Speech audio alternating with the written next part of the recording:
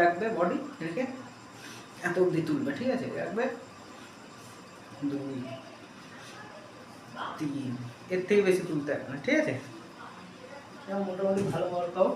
এটা পারলে তুমি ডাম্বেল না করে এটা আছে, এটা দিয়ে চেষ্টা করবে।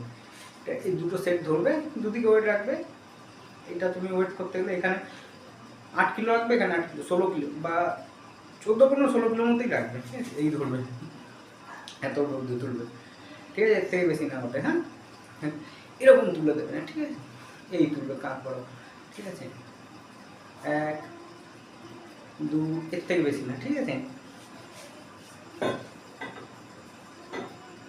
এর বেশি তুলতে হবে না, কারণ এটা হার্ড ওয়ার্কআউট তো বেশি করার দরকার নেই, এতটাই করো।